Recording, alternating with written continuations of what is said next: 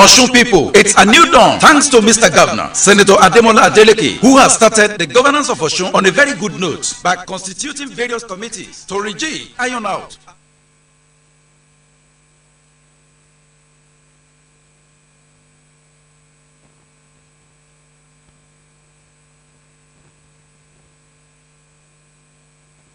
Come back on to another edition of Newsmaker from the stable of News and Current Affairs of OSBC Iliawi Okebale here in Osogbo. As usual, we are still going to make news today, and we are going to make it from the current issue relating to the speech delivered by the President of the Federal Republic of Nigeria, especially in questioning the effect of the removal of oil subsidy and all the other information given to us yesterday, and the interpretation. And who is going to do justice to this is a veteran, veteran comrade, a person known in the news and cranny of the nation, particularly in Osun State. It's a comrade Wahid Lawal. You're welcome, sir. Thank you. Nice having me. God bless you, sir. Yes, yesterday, that was at exactly 7 p.m. yesterday, the President addressed Nigeria on how to make Nigeria know that he feels, as he usually say, that he feels what Nigeria are feeling. Is it really true that he feels it? Because he said he felt it, and increasing the fuel price the first time, the second time, then is he feeling it? Well, he said he felt it. Well, to him, that is the language he understands, that he feels the pains of Nigerians. But I don't think he feels the pains. If he has felt the pains, he wouldn't be promising a program that will last till next year. You won't be planning a program in this August till March next year. So even if you have a good plan, you must expedite action to save the life of the masses who are seriously affected by your action. Because you are elected in February this year. You have almost 3 or 4 months to your inauguration. To prepare. After this, you don't even hesitate to go to the office and look for the file. On your inauguration day, you came out and said, since there is no provision in the budget for subsidy has gone.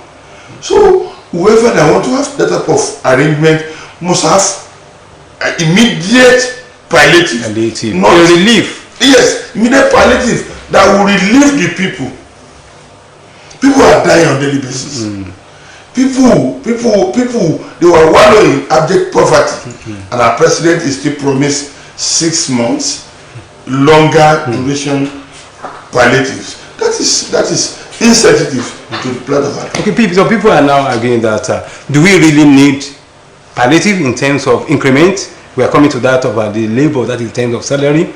Some people are saying that even we don't need palliative, that we need the revival of the refineries, the 4 refineries, at least if we can have one. You see, the subsidy removed by the president is a palliative.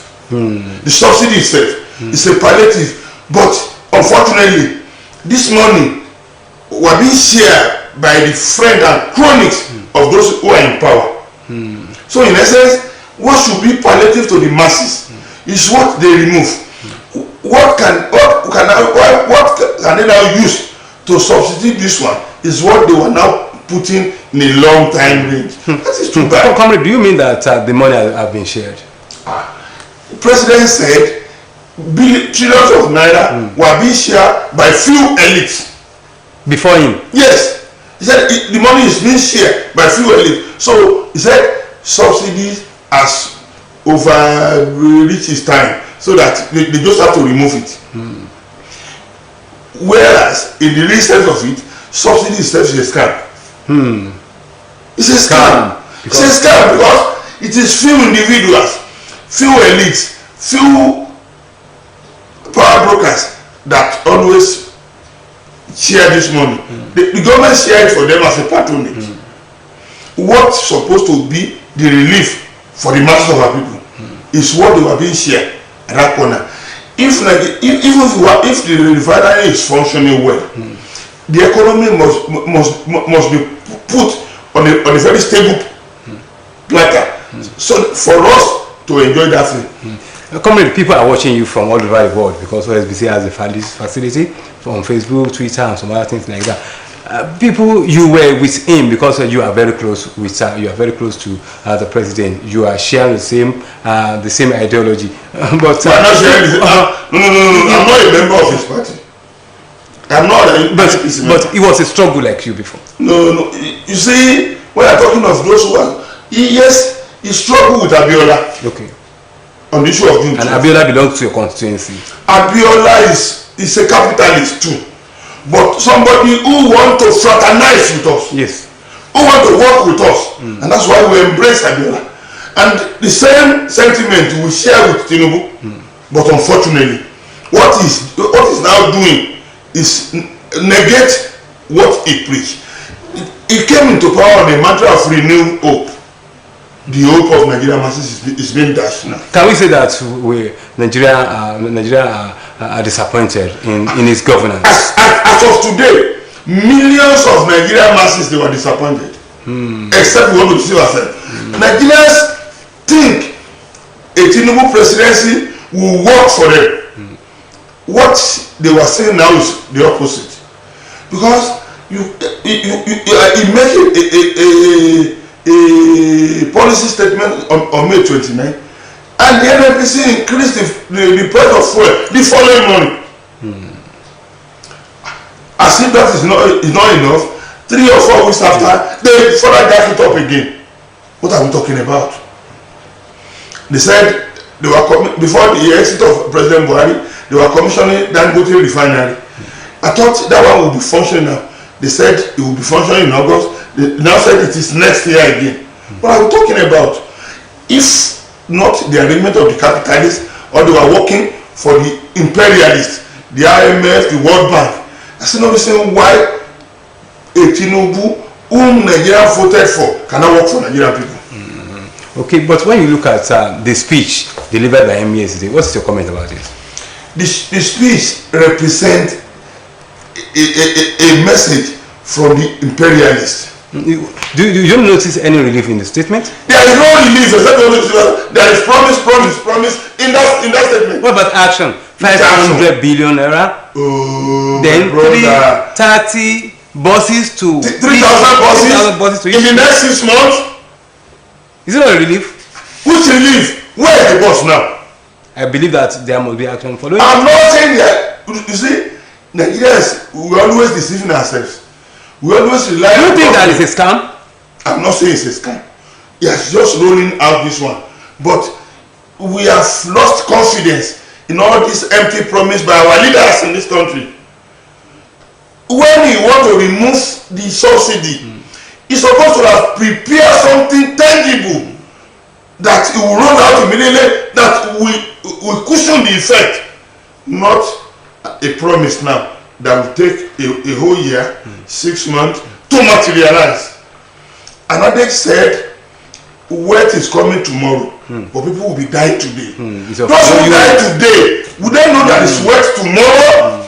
That is where our government should look into.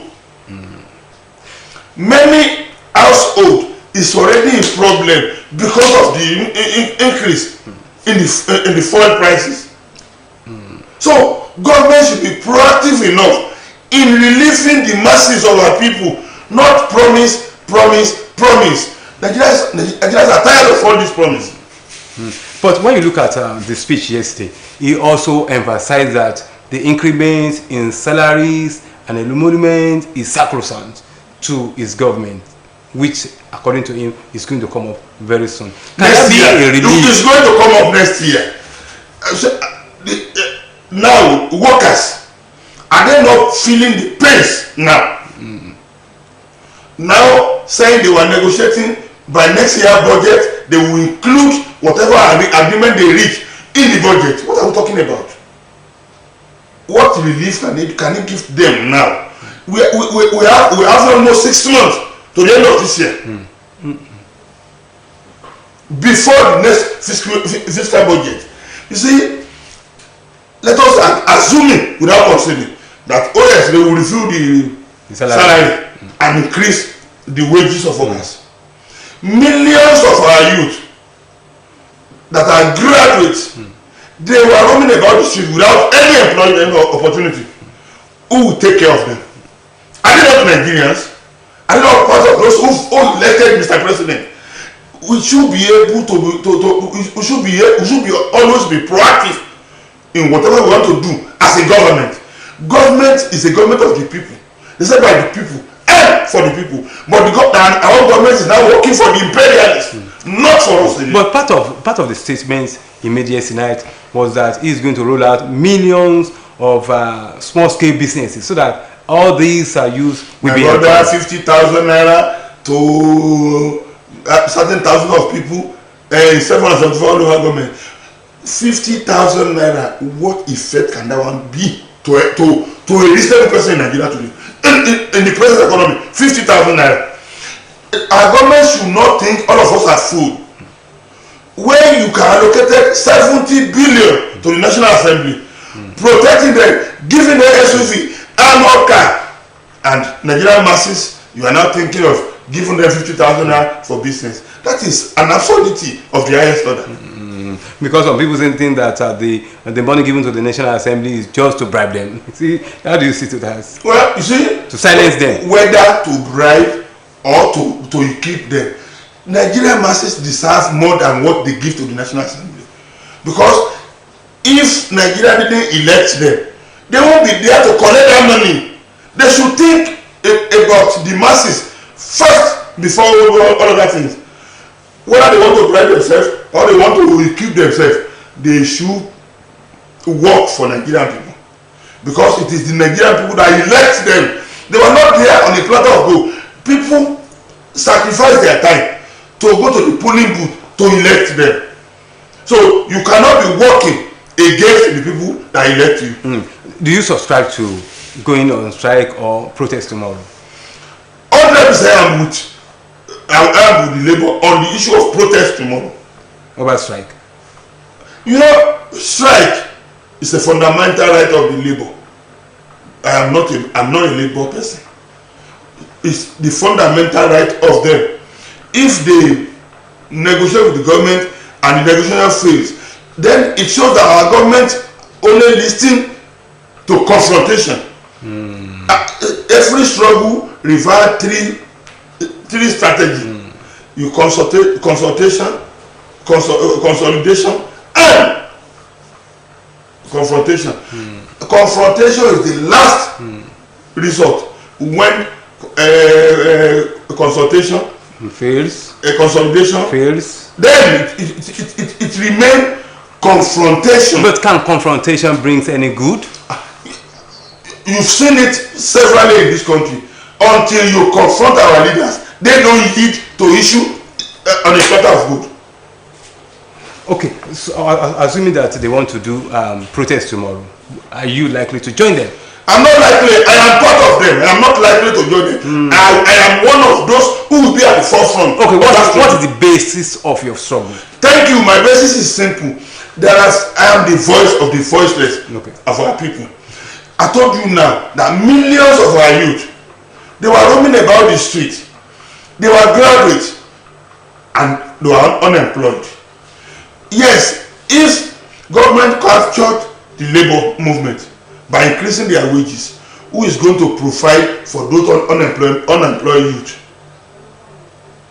So in a sense, we have to represent their interests. We ask government, if you are not going to reverse this subsidy and you are going to give palliatives, you want to increase worker salary, you want to roll out buses, what will be the benefit of the youth who are unemployed?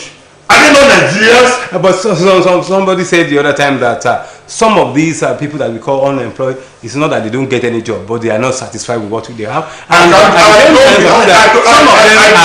some of them are unemployable. No, I disagree with that. There is nobody that's unemployable.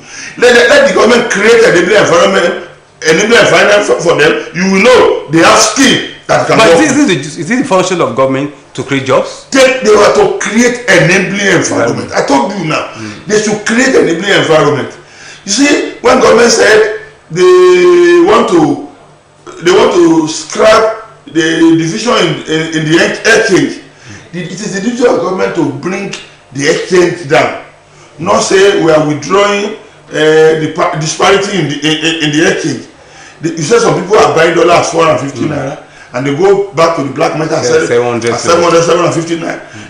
Why can't the government say, okay, we are reversing the exchange rate back to the 450 naira they were buying at central bank, so that our economy will thrive? I think that is what it is doing. That is not. They only said they want to balance it, so they don't want to have two exchange rates. And a government should be proactive enough to say, oh, this is the fixed amount. Government is selling 450 to their cronies. The black market is selling 760. Why can't government say, okay, at the black market or open market, we will be selling at 450. You will see our economy will improve. Things will come down. As I'm talking to you, a bag of rice is 46,000 naira. Can you say that is for the masses again? At all. Gari bag is 28,000 naira a bag now. Gari that is usually buy at 3,000, 5,000 naira a bag before, is now 26, 27, 28,000 naira. Okay, I want to put it again. What is the basis of our struggle? The basis of our struggle is to make what do we want? What we want is government should work for the people. It is the duty of every government to work for their people. It is constitutional right. It is the constitutional provision that make it that every government should provide adequate security for the life and property of its citizens and the welfare of the people. It is written in our constitution. The welfare of the people connotes you must provide for their needs. Provide adequate roads, good roads, health, education. They were increasing school fees now, and government said the students who are from the poor house should go and obtain loan. If somebody who came from a poor background now want to go to university, you say you should go and get loan. When he secured that loan and finished the university, without job, which job did you provide down for him to refund the loan? Even that loan they cannot access it, because they must have two guarantor that must come from a serious background, so that if they can't pay the money, they will deduct from the money of that particular person. That is not the government that we are discussing in this country. Our government should be working for us, not working for their people.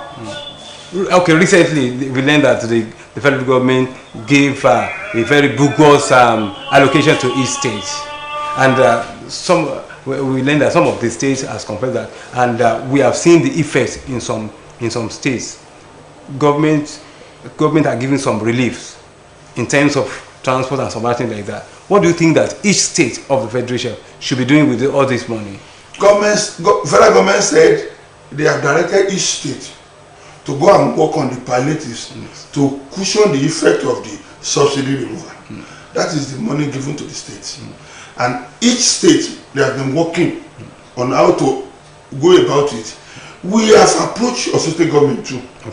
Okay, you can be discussing with the labor movement, the other sectors. What of those who are unemployed? We want to engage the government on how to go about it. Which data are they using? How do they generate this data? What input can we have on how to go about this? And we have approached the state government, and very soon Can you tell us the clue of the meeting? We've approached them. We have not met. Okay. But we have approached them for meeting, and they have promised that they will meet us very soon. What are the things do you think that the government should do? Government, I said, you see, Tinubu said he want to provide buses to all the state and the local government in Nigeria. That is good. I'm not against it. It's a positive gesture. I'm not against it, but the reality is that whoever that is well fed will be thinking of going about in any way. So government should work in a way that our people will not be sleeping with empty stomach at night. It is the duty of government to provide good welfare for their people. It is in the constitution, and up to this moment I'm talking to you, they have not reviewed that constitution along that line. So it is the duty of government to work for their people. They should not be working for the imperialists. Now our government are working for IMF, World Bank. Take it from this angle. The government said they want to borrow 800 billion to cushion the effect of this thing. And the same government said they have made over 1 trillion in the last 2 months. What caused them from removing 800 billion from what they make? Okay. So that they use it to cushion the effect, and they still have 200 billion. But they will go to World Bank to go and borrow 800 billion. They will be paying higher interest on it. That is deceiving. Who is deceiving who? You said you have made over 1 trillion now. And you want to borrow 800 billion from World Bank. Our government should not work like an accumulator people. They should work for their people, not work for the imperialists they are working for. Okay, I wanted to look at this one. Labour, they want to go on protest tomorrow, as you have said that you are part of them. But do they need it, or is it that we touch the issue of fuel? Is it fuel that is causing the problem, or what? Fuel affects every strata of the society. Do we need to have another one or repair, or which one do we need really? The refinery. We have 4, but all the 4 are not functioning.